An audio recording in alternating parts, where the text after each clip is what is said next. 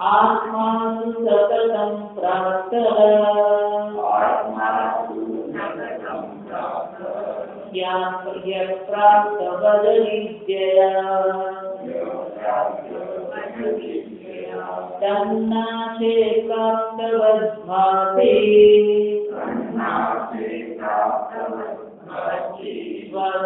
स्वपन्थाभरणं यथा स्थाणौ पुरुषवद्भ्रान्त्या कृता ब्रह्मणि जीवता जीवस्य तात्विके रूपे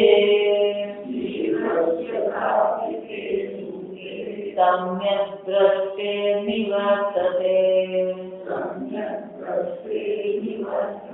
तत्त्वस्वरूपानुभवा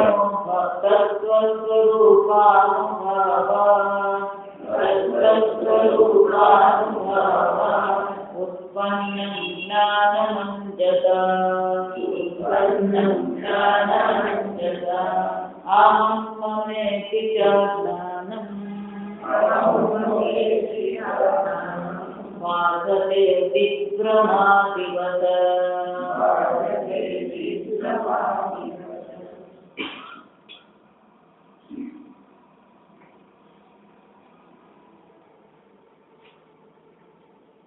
आविर्भवे आत्मा स्वयमेव अंशुमान् स्वयं आत्मा स्वप्रकाश स्वतः सिद्ध है आत्मा ने प्रकट करવાની જરૂર નથી એટલે પછીના શ્લોકમાં કહે આત્મા તો સતતમ પ્રાપ્ત આત્મા ક્યાંય ખોવાઈ ગયો સતત ઉપલબ્ધ પ્રાપ્ત એટલે કે ઉપલબ્ધ જાણો પ્રાપ્ત શબ્દ કોને કારણ છે કારણ કે ही પછી શું કહે છે ही એટલે કારણ ही અપ્રાપ્તવદ્ભાતિ કારણ કે અપ્રાપ્ત જેવો લાગે અને એટલા માટે તો પ્રાપ્ત શબ્દ વાપરવો પડે તો ખરેખર આત્મા કેવો છે સતતમ પ્રાપ્ત સતતમ ઉપલબ્ધ આત્મા સતત સ્વપ્રકાશ સતત સિદ્ધ ચૈતન્ય સ્વરૂપે ઉપલબ્ધ થઈ રહ્યો જેનો અભિપ્રાય કીધું દ્રષ્ટા રૂપે શ્રોતા રૂપે મનતા રૂપે વિજ્ઞાતા રૂપે કોણ ઉપલબ્ધ થાય છે એ આત્મા જ ઉપલબ્ધ થાય અનેક સ્વરૂપે જે નટ હોય અભિનેતા હોય દરેક ચલચિત્રમાં જુદા જુદા સ્વરૂપે આપણી સામે આવે એકનો એક વેશ હોય પણ દરેક વેશમાં રહેલા અભિનેતાને આપણે ઓળખીએ એ જ રીતે આ આત્મા કેવો છે સતતમ ઉપલબ્ધ દ્રષ્ટા રૂપે શ્રોતા રૂપે મનતા રૂપે પણ આપણે જોયું એમ કે આ દ્રષ્ટા શ્રોતા મનતા વિજ્ઞાતામાં આપણે અહમ બુદ્ધિ કરી ઘડો માટી છે પણ માટી ઘડો નથી એ જ રીતે દ્રષ્ટા આત્મા છે પણ આત્મા દ્રષ્ટા નથી શ્રોતા આત્મા છે પણ આત્મા શ્રોતા નથી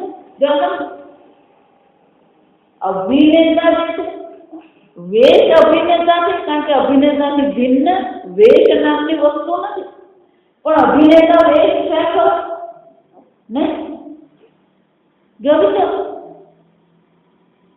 મનતા આત્મા છે પણ આત્મા મનતા નથી વિજ્ઞાતા આત્મા છે પણ આત્મા વિજ્ઞાતા નથી આમ સતત શું કરવા આ આત્મા ઉપલબ્ધ થઈ જ રહ્યો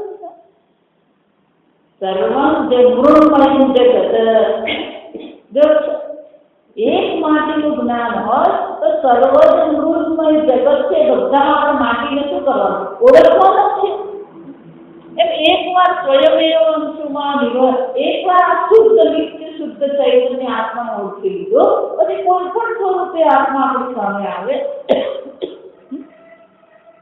કોઈ ફરક પડે આત્મા ક્યારેય ઢંકાતો નથી. જેમ સૂર્ય ક્યારેય ઢંકાય નહીં, એમાં આત્મા પણ શું છે? ક્યારેય ઢંકાતો નથી. જો આ સમજવાનું.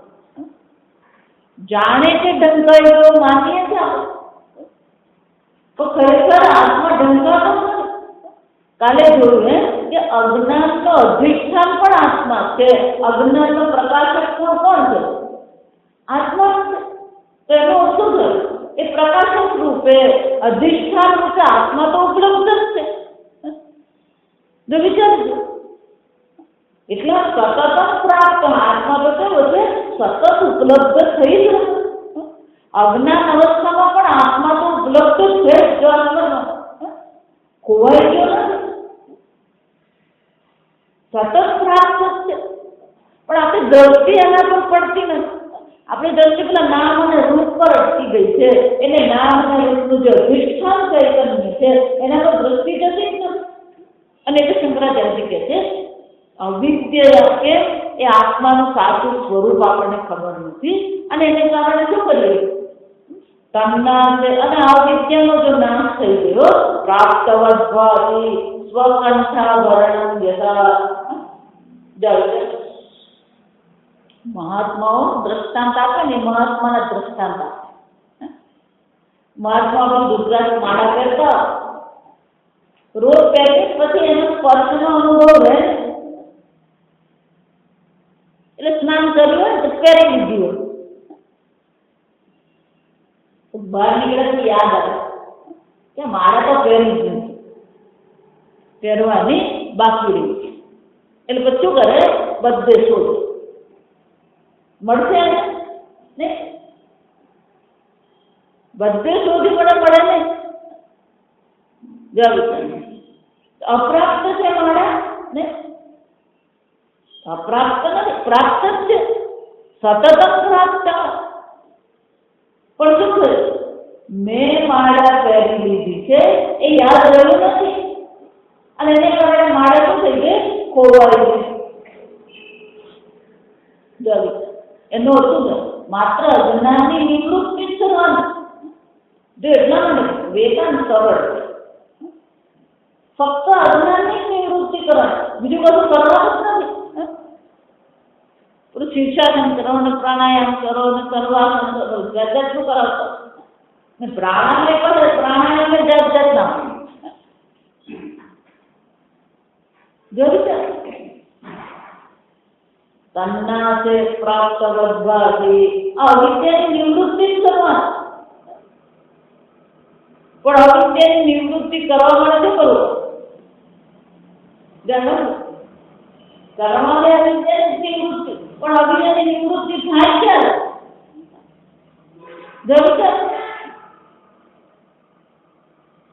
સતત સાંભળતા જ નહીં. ભાગવતમાં આપણે જોયું, અદ્રઢમ હતમ શ્રુતમ, સાંભળ્યું હોય છે, પણ જો એને પાછું કરવું નહીં હોય તો શું થઈ જાય? હતમ.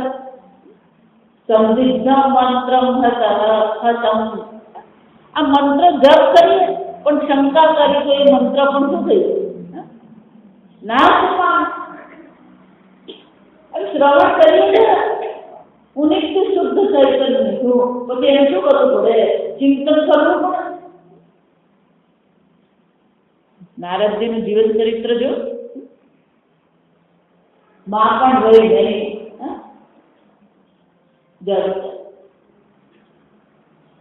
નારદજી શું કરતા? આત્માના આત્મસ્થમ આત્માનમ અચિંત્ય. પોતે જ પોતાના સ્વરૂપને શું કરતા હતા? ચિંતન કરતા. આપણે શું કરવું પડે? યથાર્થ જે પ્રકારે શ્રવણ કરીશું એ જ પ્રકારે એ પણ ત્યાં શું કરતા હતા? અચિંત્ય ચિંતન કર. સતત ચિંતન થતું જ કોઈ પણ અવસ્થા હોય, સર્વ અવસ્થામાં એ આત્મચિંતન રહેવું જ જોઈએ. જેમ પેલો અભિનેતા કોઈ પણ વેશ ધારણ કરે એમ આપણે શું કરીએ? અલગ અલગ વેશ ધારણ કરી. અને જેટલી સમસ્યાઓ છે એ સમસ્યા કોની છે? તમારી છે કે વેશની છે? વેશની સમસ્યા. શંકરાચાર્યજી એટલે પેલા 18મા અધ્યાયના ભાષ્યમાં કહે છે નટવત અભિનેતાની સમક્ષ વેશની અનેક સમસ્યાઓ, એટલા માટે આપણું અલગ કરવું પડે. પોતાને વેશથી શું કરવાના છે?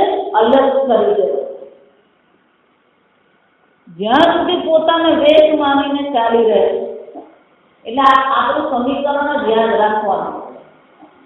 ઘડો માટી છે, માટી ઘડો. વેશ અભિનેતા છે, પણ અભિનેતા વેશ નથી. એમ આગળ પોતાની જાતને યાદ દેખાવું પડે. પિતા હું છું, પણ હું પિતા નથી. માતા હું છું, પણ હું માતા નથી. પતિ હું છું, પણ હું પતિ નથી. આ સતત પોતાની જાતને શું કરવું પડે? આ પ્રકારથી અલગ કરવું પડે. જેમ અભિનેતા અને વેશ વચ્ચે ભૌતિક અંતર નથી, છતાં પણ સમજદારીની દ્રષ્ટિએ અભિનેતા જાણે છે આ વેશ હું નથી. એમ આપણે પણ એ સમજદારી કેળવવી પડે. ચિંતન દ્વારા એ સમજદારી આપણે પણ કેળવીએ, હું વેશ નથી. જો વેશ તમે નથી તો વેશની સમસ્યા પણ શું તમારી છે? કોઈ સમસ્યા છે? આત્મા તો સતત પ્રાપ્ત જ છે. અમને જેટલી પણ સમસ્યાઓ છે એ સમસ્યા કોની છે? જો વિચાર, સંબંધોમાં સમસ્યા છે, પણ સંબંધ તમે છો જ નહીં. તમે તો ફક્ત શું કરી રહ્યા છો? વેશ ભજવી રહ્યા. અને એ વેશ ભજવવામાં પણ જે કોઈ સંવાદ જે છે, પટકથા છે, એ પ્રમાણે ચાલતા જ રહેવાનું. પ્રારબ્ધે આપણને આ પટકથા આપી દીધું છે, સ્ક્રિપ્ટ કહેવાય. પ્રારબ્ધથી આપણે સ્ક્રિપ્ટ તો શું છે? એટલે સ્ક્રિપ્ટ છે. અને એ પ્રમાણે આપણે શું કરતા રહેવાનું? પેલું ભજવતા રહેવાનું. અને એ સ્ક્રિપ્ટમાં જે કંઈ સંવાદ ડાયલોગ બોલવાના હોય એ પણ શું કરવાના? બોલવાના જ છે. પેલો અભિનેતા પણ હું તારા પ્રેમમાં પાગલ બધું બોલતો હોય તો અને સ્ક્રીન પર જ્યારે આપણે જોઈએ ત્યારે આપણે શું લાગે? ખરેખર પ્રેમમાં પડે. પણ અભિનેતા ડાયલોગ બોલતો ત્યારે અંદરથી શું ખબર હોય? એ ખરેખર પ્રેમમાં પડે. જો વિચાર, બહારથી તો એવું જ નથી. એટલા માટે રાજા જનકને આપણે યાદ રાખવા. મા સીતાના લગ્ન થયા, રડતા હતા જનક રાજા. જો વિચાર, સીતા માતાને વિદાયમાં કંઈ કરવાનું છે. આમ જનક રાજા પણ શું કરતા? જે વેશ ભજવવાનો છે, વેશ ભજવવામાં જે કંઈ પણ સંવાદ છે, પટકથા છે, એ પ્રકારે જ કરતા. એટલે ગીતામાં ભગવાન જનકાદય કે જનક, અશ્વપતિ, અનેક લોકો પોતાનો વેશ ભજવે. એમ આપણે પણ શું કરવાનું? આપણો વેશ ભજવવાનો. પણ મુશ્કેલી શું છે? વેશની જેટલી પણ સમસ્યા છે એ સમસ્યાને આપણે શું માની લીધી? મારી સમસ્યા. અંદરથી પોતાની જાતને કહી દેવાનું, આ મારી સમસ્યા નથી, આ પિતાની સમસ્યા છે, આ મારી સમસ્યા નથી, આ વેપારીની સમસ્યા છે. વેપારી વેશ જ છે. વેપારી પણ શું છે? વેશ છે. પેલું રાજાનું દ્રષ્ટાંત યાદ રાખ. એક રાજા હતા, એ રાજકુમાર નતા જન્મથી. જગતા પણ કોઈ આ રાજ્યમાં રાજા અચાનક જ ગુજરી ગયા. એમને કોઈ પુત્ર વારસદાર હતા. એટલે રાજગુરુ પંડિતોએ નક્કી કર્યું કે આ રાજાનો આ જો હાથી જે છે ને એને ગંધ યાદ રહે. વર્ષો પહેલા પણ કોઈક મનુષ્યએ એને કોઈક મદદ કરી હોય, 5 વર્ષે પણ મળે ને તો એ હાથી મનુષ્યને શું કરે? ઓળખી લે. પ્રાણીઓમાં પણ વિશેષતા, એ લોકોની લાગણી ને ભાવનાઓ હોય.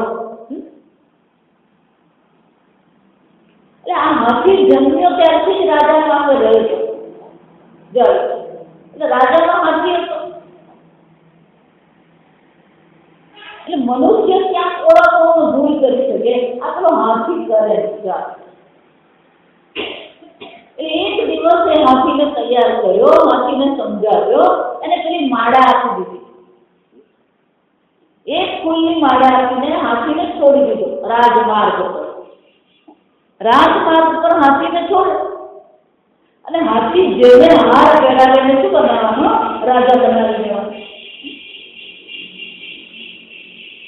હવે એક સામાન્ય માણસ સાદું જીવન જીવે, એ ત્યાં બેઠો, વૃક્ષ નીચે બેઠો હતો.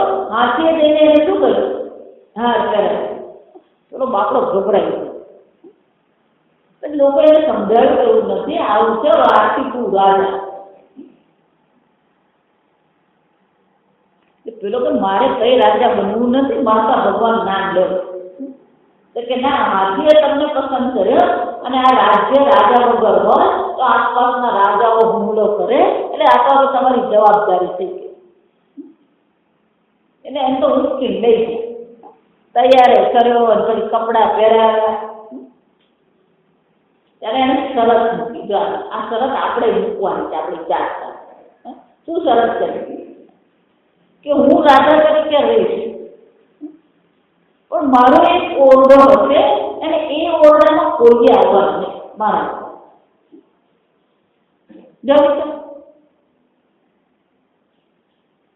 રોજ એક અડધો કલાકે શું કરે? કલાક અડધો કલાક શું કરે? ઓરડામાં જાય. કોઈને ખબર નહીં કે ત્યાં શું કરે. એટલે બધાને કઈ કુતૂહલ થાય કે અડધો કલાક કરે છે શું? જોયું છે?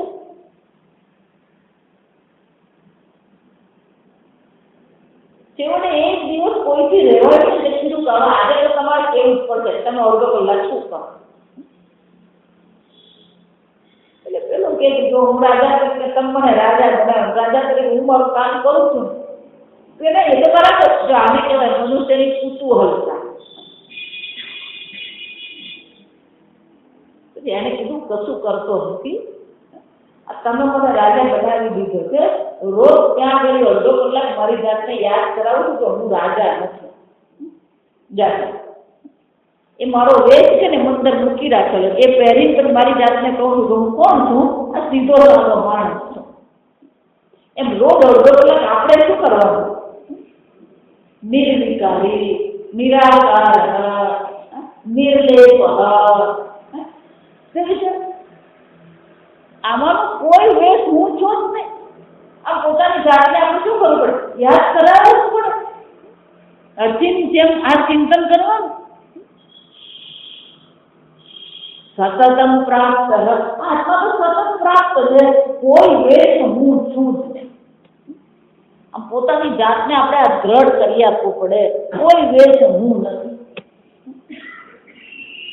સતત આ પ્રકારનું ચિંતન આપણે કરવું જ પડે. આ બધાને પોતાને જાતથી આ બધી વસ્તુ શું કરવું પડે? અલગ કરવી પડે. કે એટલે અનેક વેશ છે. પેલાને એક રાજાનો દ્વેષ હતો આપણને. આપણા તો શું છે? એમાં આ ખાસ બહેનો છે, સવારના ઘરમાં બહેનો બરાબર ચાલતી. એક બાજુ પેલા સસરા ચા મૂકી આપવાના, પછી દેવના કપડા મૂકવાના, પેલા છોકરાનો ડબ્બો ભરવાનો હોય. નણંદ કોલેજમાં ભણતી હોય તો એને તૈયાર કરે. એટલે આ બહેનો એક સાથે શું કરતા?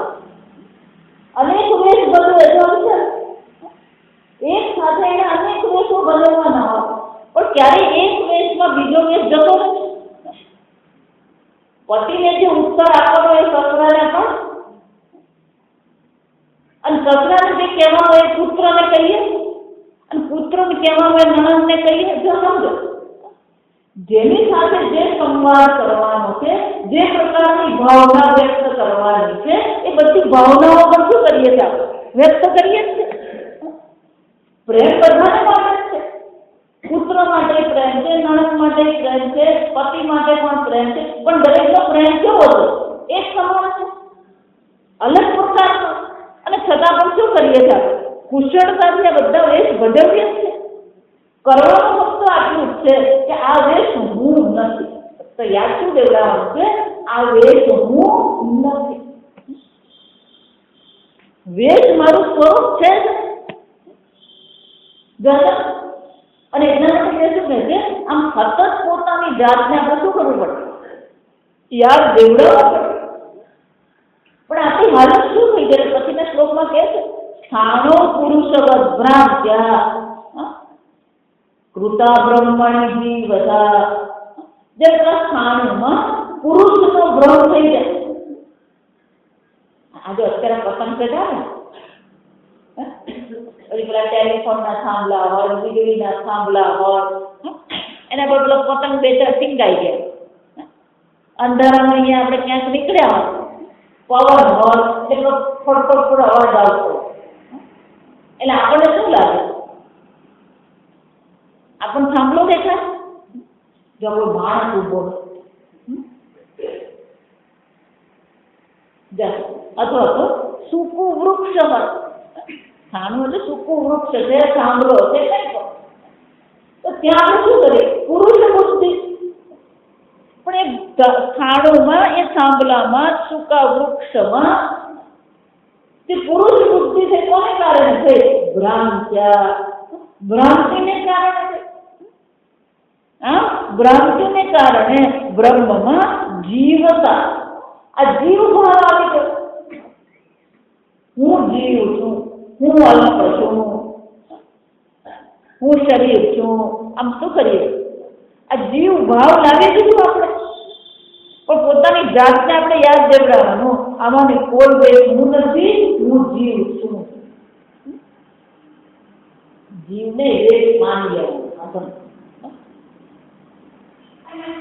જીવ બનીને આપણે જીવીએ, પણ અંદરથી ખબર છે હું કોણ છું? હું પૂર્ણ બ્રહ્મ છું. જીવ એટલે અલ્પતા. જીવ એટલે શું કહેવાય? અલ્પતા.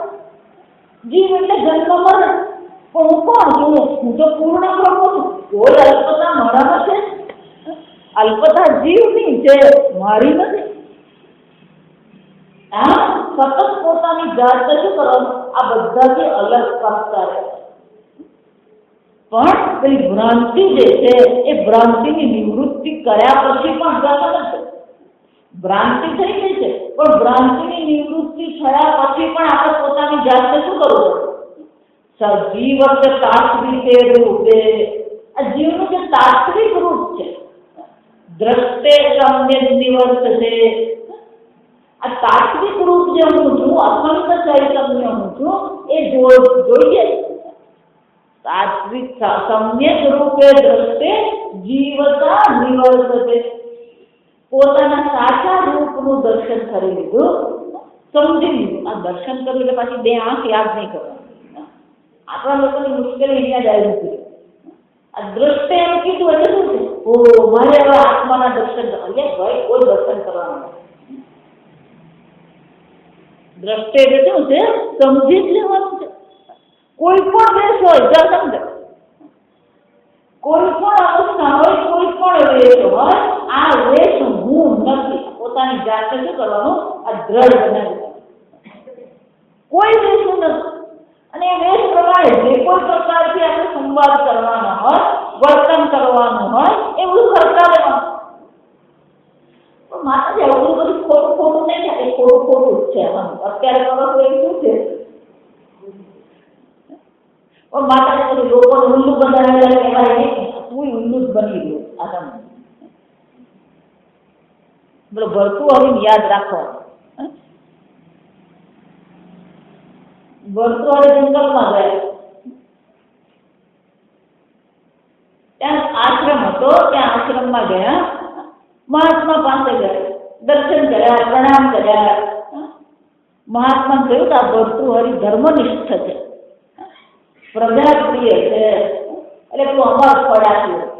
જળ એ રાજા આ અમર ફળ છે, તમે ખાજો. રાજાનો પ્રેમ ક્યાં હતો? પેલો રાણી. એટલે રાજાએ વાત ખબર છે, આ કથા યાદ રાખતા. એટલે ભર્તૃહરિને એમ કે મારો પ્રેમ રાણી માટે છે અને રાણી મને પ્રેમ કરે છે, પણ રાણીનું ફળ આપ્યું, એ ફળ ક્યાં પહોંચ્યું? એ પ્રધાન પાસે. એટલે રાણીને એમ હતું કે પ્રધાન મને પ્રેમ કરે. એટલે એને પ્રધાનને આપ્યું. પ્રધાન કોને પ્રેમ કરતો? પેલી રાજનર્તકી. જોયું છે? એટલે પ્રધાન એમ માનતો હતો કે રાજનર્તકી મને પ્રેમ કરે. અને રાજનર્તકીએ વિચાર કર્યો કે હું આવા પ્રકારના જીવનને અમાર બધાને શું કરું છે? એના કરતા આપણો રાજા કેવો સારો. એટલે એ ફળ એને કોને આપ્યું? રાજા.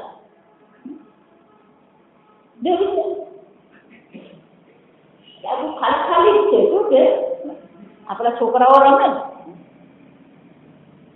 છોકરાઓ જ્યાં સ્કૂલમાં વેકેશન પડે પછી એક માસ્ટર બને, પછી એક પેલો શિષ્ય બને. જોયું છે? અમારી એક ભાઈ એને ત્યાં એવું છે, પેલી છોકરી સ્કૂલેથી આવે એટલે દાદા ને દાદીને કે ચાલો બેસી જાઓ, લેસન કરવાનું છે.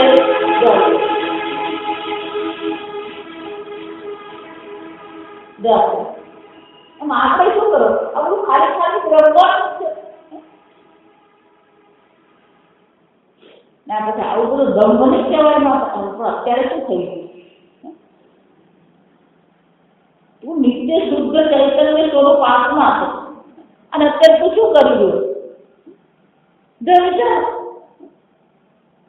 ખરેખર જે દેખાઈ રહ્યું છે એ સમજો છે, ખરેખર જે દેખાઈ રહ્યું છે એ ખોટું છે. ભ્રાંતિ છે. આ બધી હું માતા છું, હું પત્ની છું, આ બધી ભ્રાંતિ. પણ એ ભ્રાંતિ આપણને શું લાગે? સત્ય લાગે. સ્વકાલે સત્ય વધવાથી કારિકામાં શું છે? સ્વપ્ન સ્વકાલે સત્ય વધવા. આ સ્વપ્ન કેવું છે? જ્યારે સ્વપ્ન જોઈએ છે ત્યારે ખોટું લાગે, એ તો સત્ય જ લાગે. પ્રબોધે સતી અસદ ભવે. આત્મા પ્રત્યે આપણે જાગી જઈએ તો આ બધા વેશ આપણા માટે શું થઈ જાય? અસદ ભવે. બધું અસત જ છે. વિશ્વમ દર્પણ દૃશ્યમાન અને ગરી દેખાય ને. જો એટલા માટે વેદાંત એટલે બે શબ્દ છે અને દેખાય છે. અને આપણે સીધી ગુજરાતી ભાષામાં કહીએ શું છે? છે અને દેખાય. આકાશ ગુરુ છે કે ગુરુ દેખાય છે? સૂર્યોદય થાય છે કે સૂર્યોદય દેખાય છે? સૂર્યાસ્ત થાય છે કે સૂર્યોદય દેખાય છે? જેવું છે એમ તમે પતિ પત્ની માતા પિતા ભાઈ બહેન છો કે દેખાય છે? દેખાય છે. ભ્રાંત્ય જીવતા બ્રહ્મણી સમ્યક દ્રષ્ટિ તાત્વિકે રૂપે. એ તાત્વિક રૂપના જો દર્શન થઈ ગયા, એકવાર તાત્વિક રૂપને ઓળખી લીધું, દર્શન કરે તો શું થયું? પોતાના સાચા સ્વરૂપને ઓળખી લીધું. એકવાર સાચા સ્વરૂપને ઓળખી લીધું પછી આ બધી વસ્તુ શું થવાનું? નિવર્તતે. જેમ પેલો રાજા રોજ પોતાની જાતને યાદ દેવડાવતો કે હું રાજા. એમ આપણે ધ્યાન કરીએ, નિધિધ્યાસન કરીએ ત્યારે શું કરવાનું? જો એટલા ખરેખર જુઓ ને તો આ આત્મા છે એવું કહેવા કરતા શું આત્મા નથી ને એ વધારે આ નથી આ પોતાની જાતને શું કરવાનું? હું છું જ નહીં આ બધી વસ્તુ. હું તો વેશ ભજવું છું. અને એ વેશ ભજનમાં કેટલાક વેશમાં મજા છે, કેટલાક વેશમાં શું છે? ગડબડ સાચી રહેશે. પણ એ બધી ગડબડ કોની છે? વેશની ગડબડ. સમસ્યા કોની છે? વેશની સમસ્યા. આમ પોતાની જાતને આપણે કહેવું પડે કે આ બધી સમસ્યા મારી નથી, સમસ્યા વેશની. સમ્યક તાત્વિકે રૂપે દ્રષ્ટે. પોતાના તાત્વિક રૂપના દર્શન કરી લીધા તો આ બધી ભ્રાંતિ પણ શું થઈ જાય છે? નિવૃત્ત થઈ જાય. સતત પોતાની જાતને આપણે આ સ્વરૂપ ચિંતન કરાવવું પડે. તમે કોઈ પ્રસંગમાં ગયા હો, સારો કે ખરાબ કંઈક અનુભવ થાય, એ જે અનુભવ પછી એ અનુભવ શું થાય છે? 1 દિવસ 2 દિવસ 7 દિવસ પછી એ અનુભવ આપણે શું કરતા હોઈએ? સારો અનુભવ હોય ને તો વાગોળતા રહીએ. અમે કૈલાસ માનસરોવર ગયા હતા, ત્યાં સ્નાન કર્યું હતું, મજા આવી ગઈ. અને કોઈ દુઃખદ પ્રસંગ બને, કોઈક આપણને ખીજવાઈ જાય, આપણને ગુસ્સો કરે, કોઈક આપણા પર ક્રોધ કરે. આ મનનો એક સ્વભાવ છે, સમજો. બન્યું હોય 10 મિનિટ માટે, પછી આપણે એને શું કરતા હોઈએ? વાગોળતા રહીએ. એવું આ વાગોળતા શબ્દ એ ભૂલી જવાની વસ્તુ છે. એ વાગોળવાનું ત્યારે હોય ગાયને આપણે ગોચરમાં ચરવા લઈ જઈએ. કોઈ બાર એને ચરવા લઈને એમાં ઝાડ નાખી દેવાનું, દાણ આપી દેવાનું, વાત કરી.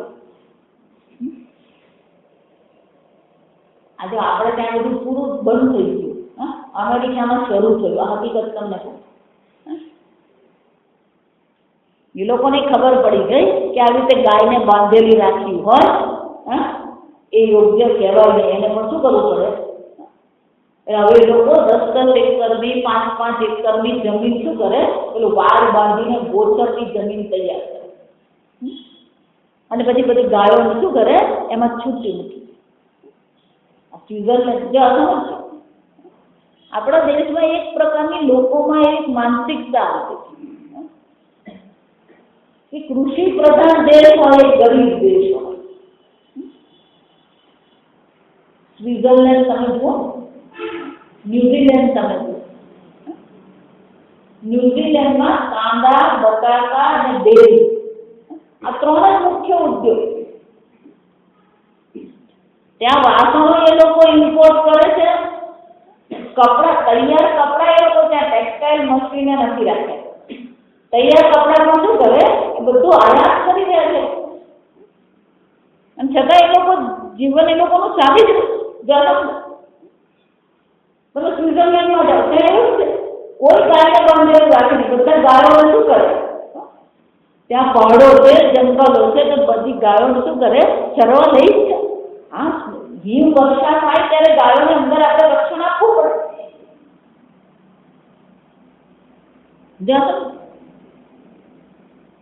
એટલે હવે ત્યાં અમેરિકામાં બધા હવે ગાયને શું કરે? આવી રીતે રાખે, છૂટી જ રાખે. જો આની પાછળ બહુ મોટું સાયન્સ છે. આ તમને ખ્યાલ નહીં આવે.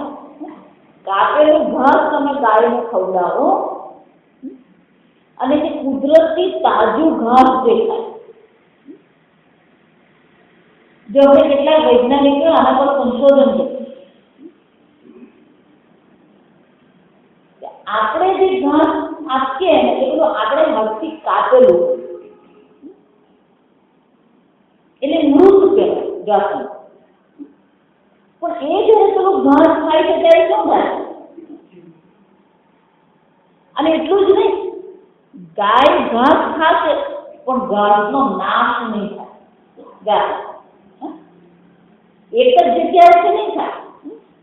એ ફરતી જાય શું કરતી હોય? થોડું થોડું ખાય. બીજે દિવસે એ જ ઘાસની પાછળ શું થાય? અંકુર ફૂટતા.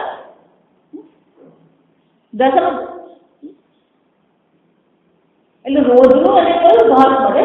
તાજું ઘાસ મળે. અને પછી જે દૂધ હોય ને એ ફરક રાસાયણિક રીતે વિચારીએ તો એ દૂધ આપણા માટે બહુ સ્વાસ્થ્યકર છે. આજકાલ આપણે જે દૂધ ખાય છે ને બધું એવું જ છે. આમ ગાયને ગોચરમાં મોકલીએ તો એ આખો દિવસ ખાખા નહીં કરતી હોય. 2-3 વાગ્યા સુધી એ ખાય, પછી શું કરે? એક જગ્યાએ બેસી જાય અને બેસીને પછી એ વાગોળતી જાય. આપણે પણ શું કરવાનું? આ અનેક દિવસ ભજવતા રહેવાનું. શાસ્ત્ર શ્રવણ કરીએ પછી સાથે શું કરવાનું? જે શ્રવણ કર્યું છે એને વાગોળવું. જો ગઈ વખતે હું કહેતી, શાસ્ત્ર કહે છે આત્મા અજર અમર.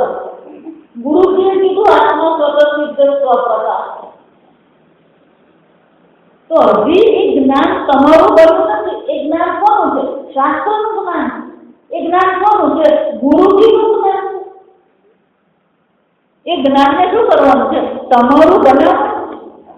ગાય પેલું ઘાસ ખાય ને, પછી ઘાસ બધું એનો જ હોય, પચ્યા વગર, ચાલ્યા વગર. આ પ્રાણીઓને બે પેટ હોય, એટલે પહેલા એ ઘાસ ખાય તો શું કરે? એક પેટમાં બધું ભેગું કરે. પછી શું કરે? એ બેસીને પછી પેલા પેટમાંથી બહાર મોઢામાં લાગે, એને બરાબર ચાવીને એક રસ કરે અને પછી પેલા મુખ્ય પેટમાં. આપણે શ્રવણ કરીએ ને એટલે આપણું પહેલા પેટ જેવું છે. આપણું શ્રવણ કરતા રહીએ, ભેગું કરી લીધું. હવે શું કરવાનું? પાછું એને આપણી બુદ્ધિમાં લાવીએ, પાછું એને ચાવીએ, એનું ચિંતન કરીએ અને પછી એને શું કરીએ? એક રસ કરીએ. સતત એ આત્મચિંતન થવું જોઈએ. શ્રવણ તો થવું જોઈએ, પણ સાથે સાથે પોતાને શું કરવાનું? પોતાની જાત સાથે બેસતા શીખવું પડે. એ પોતાનું બનાવી લેવું પડે જ્ઞાન. આપણે બધાની મુશ્કેલી એ છે કે એ શાસ્ત્રનું જ્ઞાન છે, આપણું જ્ઞાન લેવું તો નથી. એટલા માટે કોઈ પણ વ્યક્તિ સાથે આપણે જયારે ચર્ચા કરીએ ત્યારે શાની ચર્ચા કરતા હોય? વેદની ચર્ચા કરીએ આપણે. મહાત્મા પાસે જઈને શાનું ચિંતન હોય? આપણે વેદનું ચિંતન, સ્વરૂપનું ચિંતન છે, તાત્વિક રૂપનું ચિંતન આપણે કરતા. આ જ્ઞાન આપણું પોતાનું બનવું જોઈએ. હું કોણ છું? હું બ્રહ્મ હું અસંગ છું. મેં જે હું નથી એ બધી વસ્તુને શું કરવાની છે? બુદ્ધિમાંથી નિવૃત્ત કરવાની. અનેક વેશ આપણે ભજવીએ. બધા વેશને શું કરવું? વિશ્વમ પશ્યતિ કાર્ય કારણતયા સ્વસ્વામી સંબંધતઃ શિષ્યાચાર્ય પુત્ર પુત્રાદિ. જો વિચાર, અનેક વેશ છે. આ વેશ ભજવતા જ રહેવાના છે. પણ આ વેશ હું નથી, આમ તાત્વિકે રૂપે દ્રષ્ટ.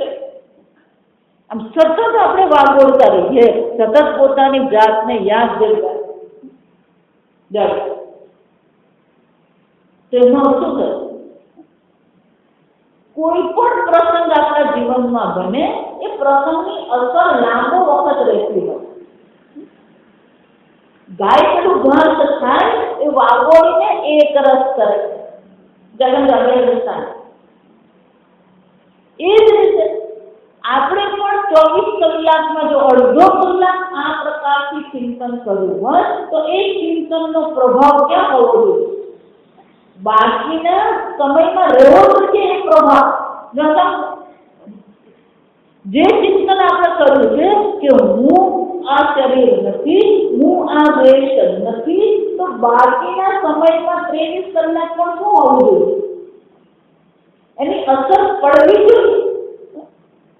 એ જીવનમાં આવવું જોઈએ. આપણે ગુજરાતી કહેવાય, આપણા જીવનમાં વણાઈ જવું જોઈએ. એને શું કહેવાય? આપણા જીવનમાં આ જ્ઞાન શું થવું જોઈએ? વણાઈ જવું જોઈએ. અહીંયા તમારા સૌરાષ્ટ્રમાં પાનબાઈ છે. જો વિચાર, ગંગાવતી અને ત્યાં પણ શું ચર્ચા કરી? આ જ ચર્ચા છે. જો વિચાર, પણ એમના જીવનમાં એ વણાઈ ગયું. આપણા જીવનમાં શું છે? બે વસ્તુ અલગ રહે છે. એક વ્યવહાર છે અને બીજો પરમાર્થ છે. આમ બે વિભાગ થઈ ગયા. પેલા ગાયના પેલા બે પેટ હોય ને, આપણા પણ પેલા બે પેટ છે. એક વ્યવહારનું પેટ છે, બીજું કયું છે? પરમાર્થનું છે. હવે શું કરવાનું? આ વ્યવહારમાં પરમાર્થને લાવવાની જરૂર છે. જો આ સમજ, પરમાર્થમાં વ્યવહાર નથી લઈ જવાનું. આ ઊંધું દેખાય. પરમાર્થમાં વ્યવહાર નથી લઈ જવાનું. વ્યવહાર તો શાને લાવવાની જરૂર છે? આ પરમાર્થને. જેમ રામજી પોતાનું જો રામજી બધા પ્રકારના વેશ ભજ્યો. પુત્ર તરીકેનો વેશ ભજ્યો, ભાઈ તરીકેનો વેશ ભજ્યો, શત્રુ તરીકેનો વેશ ભજ્યો, પતિ તરીકેનો વેશ ભજ્યો, મિત્ર તરીકેનો વેશ ભજ્યો. બધા વેશ રામજી ભજવતા. અને સીતા હરણ થઈ ગયું તો રડતા પણ ભજવતા. અને ભગવાન વેશ એવો સરસ મજાનો ભજવતા હતા કે મા પાર્વતીને શું થયું? ભ્રાંતિ થઈ ગઈ. મા પાર્વતી શંકર ભગવાનને કહે છે, આ મને નથી લાગતું કે વિષ્ણુ ભગવાન અવતાર. ભગવાન એવો બધાનો વેશ, આપણે વેશ ભજવીએ. રડવામાં ને ત્યાં રડી લેવાનું, અને હસવા હોય ત્યાં શું કરવાનું? હસી લેવાનું. રામજી પેલો વૃક્ષને પૂછતા હતા, પક્ષીઓને પૂછતા હતા, મારી સીતાને જોઈ તમે? જોઈ છે? આમ વેશ તો ફસલા ભજવવાનું, પણ અંદરથી શું કરવાનું? આમાંનો એક વેશ હું છું છે. અને આ વેશ હું નથી તો વેશની સમસ્યા મારી નથી. અને આ વેશની કોઈ સમસ્યા મને સ્પર્શી શકે છે. હું કોણ છું? અસંગો હમ. અને એટલે શંકરાચાર્ય કહે છે, તાત્વિકે રૂપે દ્રષ્ટે. જ્યાં સુધી આ તાત્વિક રૂપના દર્શન થતા નથી, જ્યાં સુધી આ તાત્વિક રૂપમાં આપણી નિષ્ઠા થતી નથી, નિવર્તતે, ત્યાં સુધી આ નિવૃત્તિ થતી. અને એટલે કહે છે, જીવસ્ય તાત્વિકે રૂપે સમ્યક દ્રષ્ટે. દ્રષ્ટે જ નહીં પણ શું છે? સમ્યક દ્રષ્ટે. સારી રીતે આપણે સમજી લઈએ, સારી રીતે આપણે. જો કૃષ્ણ ભગવાનને એવું જ છે. આપણે ગુજરાતીમાં કહેવાય, હું કહું તો લીલા, બીજા કરે તે ગવાય.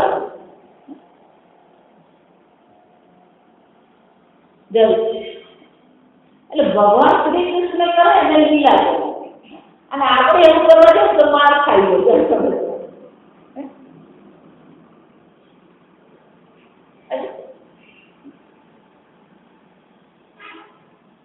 ભગવાને પણ બધી લીલા કરી.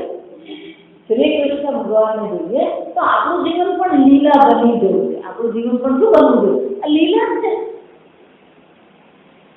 એ ભગવાને માર ખાતા હતા યશોદા માતા. એ ભગવાનને બરાબર યશોદા માતા ખખડાવતા, એ ગોપી ખખડાવતી હતી.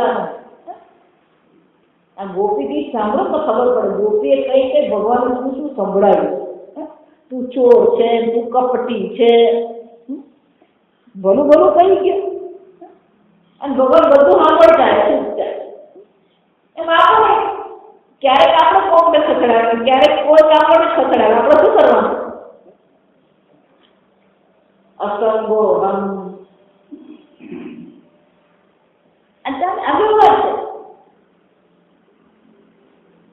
એટલે આ કાળનું ચક્ર છે ને, એ ચક્ર છે. એનો શું છે?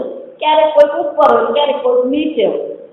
એટલે આપણે ક્યારેક ઉપર હોય, ક્યારેક કોઈ નીચે હોય. પણ ઉપર નીચે કોણ છે? તમે છો ને. આ વેશ છે. ધનની દ્રષ્ટિએ, કુટુંબની દ્રષ્ટિએ, વ્યવહારની દ્રષ્ટિએ આવું ઊંચું નીચું થતું રહે. પણ આપણે શું છે? અસંગો હમ.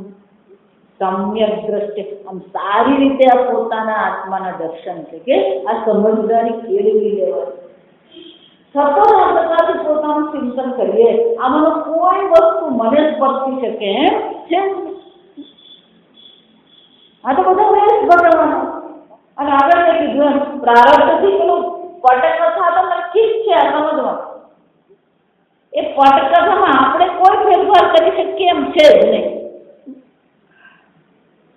આપણે જ્ઞાની પણ કોઈ ફેરફાર પ્રારબ્ધારે સમર્પિતમ સ્વવપુ. જ્ઞાની પણ શું કરતો? એના પ્રારબ્ધ પ્રમાણે એને ભોગવવાનું છે તો શું કરવાનું? ભોગવવાનું જ છે. એની પટકથા તો નક્કી છે. જ્ઞાન નહીં તમારી પટકથા નક્કી બદલવાનું નથી. જ્ઞાન તમારા પ્રારબ્ધને બદલતું નથી. અને જે સંવાદ કરવાના છે, સંવાદ પણ શું છે? જેવો વેશ હશે એવો સંવાદ કરવાનો છે. આ વેશ પ્રમાણે, પટકથા પ્રમાણે આપણે શું કરતા રહેવાનું?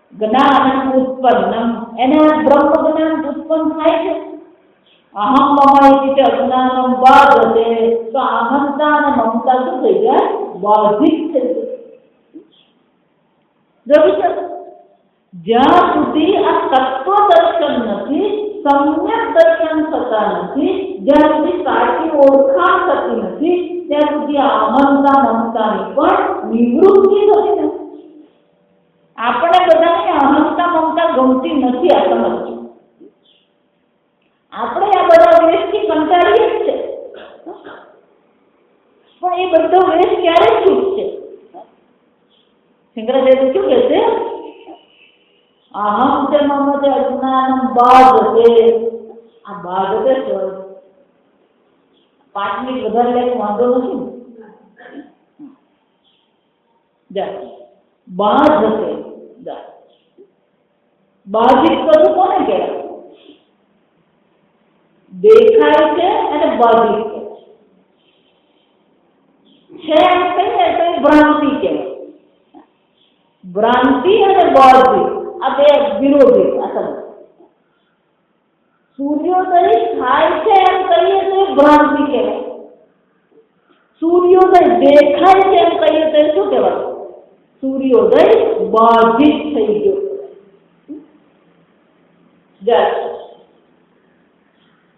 આકાશ ગુરુ છે એમ કહીએ તો ભ્રાંતિ કહેવાય. આકાશ ગુરુ દેખાય છે એમ કહીએ તો શું કહેવાય? એનો ગુરો શું થઈ ગયો? દેખાય છે એમ કેનો શું થાય? ગુરો બાધિત થઈ ગયો. દેખાય છે એનો અર્થ આકાશ ગુરુ નથી. એ જ રીતે અહમ મમૈતિ, આ હું છું, આ મારું છે, આ બધી વસ્તુ ભ્રાંતિ છે. પણ એકવાર આત્માના સ્વરૂપનો અનુભવ થઈ ગયો પછી આ બધી વસ્તુ શું થઈ જાય? બાધિત થઈ જાય. એકવાર આ બધી વસ્તુ બાધિત થઈ ને પછી 2 દિવસ વધારે ભજવવાનો એટલે કંટાળો આવે.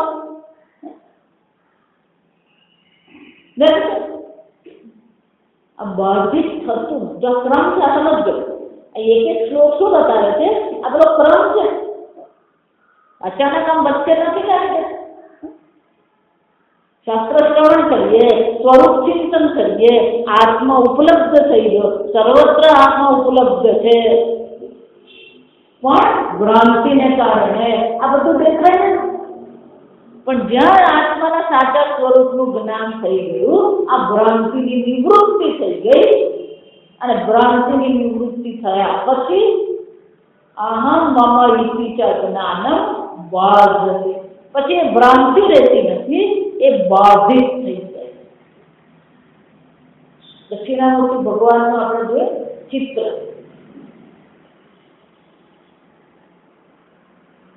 તો દક્ષિણામૂર્તિ ભગવાનના ચરણારવિંદની નીચે એક પુરુષ છે. જો હા, જો બધાની પાસે જ છે. એમના પગ નીચે કોણ છે? ચરણ નીચે કોણ છે? પેલો આ નાગ ખડગ વાળો તો માણસ છે. એ મૃત નથી, જીવન. જાતમાં અને પેલો નાગ છે. જો એટલે અહંકાર છે. એ કોણ છે? અહંકાર. પણ એનો અહંકાર મરી ગયો, નાશ પામે નહીં, જીવન છે. પણ ભગવાનના ચરણ નીચે એનો શું થયો? એ બાધિત અહંકાર. એ શું છે? બાધિત. આમ અહંકાર હું છું, હું અહંકાર નથી. જ્ઞાનીના અજ્ઞાનીમાં આટલો જ ફરક છે. અજ્ઞાની અહંકાર ને હું આવીને ચાલી રહ્યો છે, ભ્રાંતિમાં રહે છે. જ્ઞાની જે છે શું છે? એનો અહંકાર તો છે, પણ એનો અહંકાર હવે કેવો થઈ ગયો? બાધિત અહંકાર. એનો જીવ ભાવ છે, પણ હવે જીવ ભાવ કેવો થઈ ગયો? બાધિત થઈ ગયો.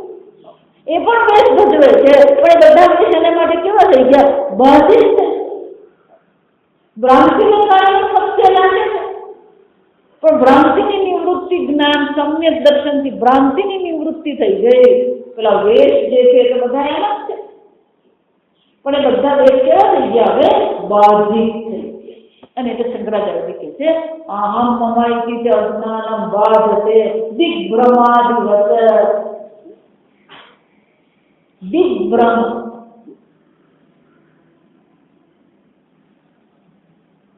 અત્યારે દિગ્ભ્રમ બહુ સામાન્ય થઈ ગયું. કોઈના પણ ઘરે તમે જાઓ, તમે જો એમને પૂછો ને કે પૂર્વ દિશા કઈ કે ઉત્તર દિશા કઈ, એટલે પેલો 4 બાજુ જુએ જાતે. તો સીધું સાધું જ્ઞાન આપણી પાસે હોતું. અને ભગવાન એવી વ્યવસ્થા મૂકી છે કે જ્ઞાન આપણને થઈ શકે, પણ આપણે શું છે એ બધું ધ્યાન આપતા. જે દિશામાં સૂર્ય ઉગે એ દિશા કઈ કહેવાય? પૂર્વ. કોકને ઘરે હું ગયો પછી પૂછું પણ દિશા કઈ ને તો ખબર નથી. પછી સૂર્ય કઈ બાજુ? આ તારી પાસે સૂર્ય ઉગતો દેખાય. જો સમજો, આટલું તો જ્ઞાન છે કે બારીમાંથી સૂર્ય ઉગતો દેખાય. હવે એ જ્ઞાનમાં એટલો જ ઉમેરો કરવાનો છે કે આ દિશા શું છે? પૂર્વ. પણ એટલી બુદ્ધિ ઘટવા માંગતા નથી આપણે.